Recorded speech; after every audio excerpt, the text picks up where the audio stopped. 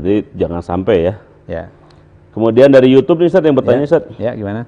Dari Kang Kodrat atau Abu Muzamil di Sukabumi nih. Ya.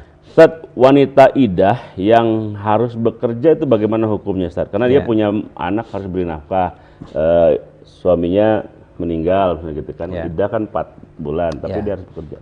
Ya tentu ini sebuah keterpaksaan ya di lapangan. Dia harus segera meskipun idahnya belum selesai. Tentu saja ya karena keterpaksaan ya. Nggak ada masalah karena kedaruratan.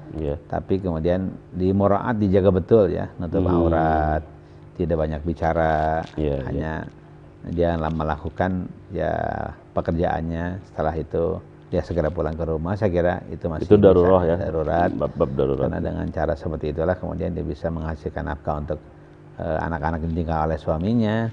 Pada saat yang sama boleh jadi ada aturan main dari perusahaan kan yang tidak boleh ditinggalkan gitu.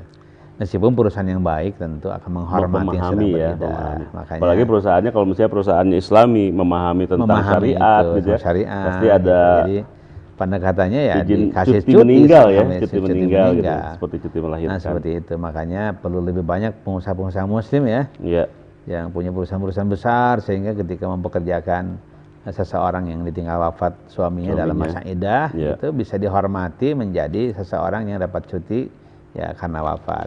Cuti hamil sudah ada ya. Cuti melahirkan sudah ada kan? Sudah cuti ada. Melahirkan sudah ada. Di akhir masa hamil sampai melahirkan itu sudah ada. Sampai mulai agak besar ya, sebulanan kalau tidak salah sudah ada. Tapi cuti karena wafat itu iddah belum ada namanya. Iya, belum ada. Karena memang belum terbiasa saja. Mungkin belum terbiasa dan di hati kita tidak para pengusaha kita belum care dengan syariah nampaknya.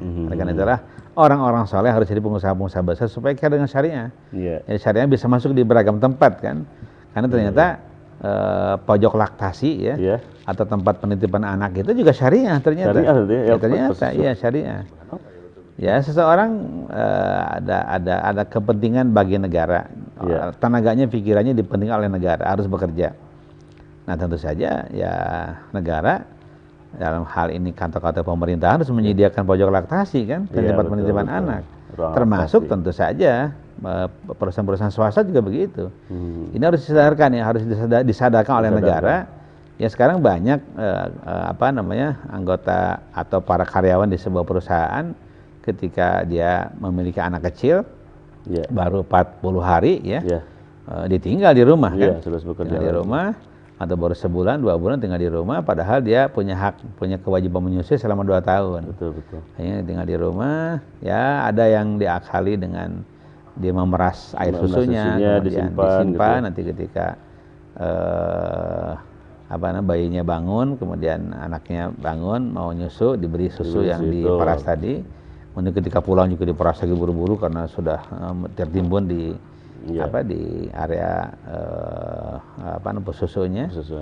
Kemudian bisa seperti itu yang ibu-ibu yang baik seperti itu. Ada ibu yang ingin sederhana ya udah tidak nyusuin, akhirnya susunya juga tidak keluar lagi, kasih susu sapi. Tentu susu sapi tidak sesehat susu ibu. Untuk anak sampai umur 2 tahun, makanan yang paling sehat untuk seorang anak bayi adalah air susu ibu. Dan tidak tergantikan oleh makanan apapun, made in Allah Subhanahu wa taala. Buatan Allah langsung. Semahal apapun formula susu bayi formula mau formula 4, formula 5, formula 7, formula 17 kalau ada nggak bisa. Nggak bisa ya. Susu ibu tidak tergantikan. Subhanallah.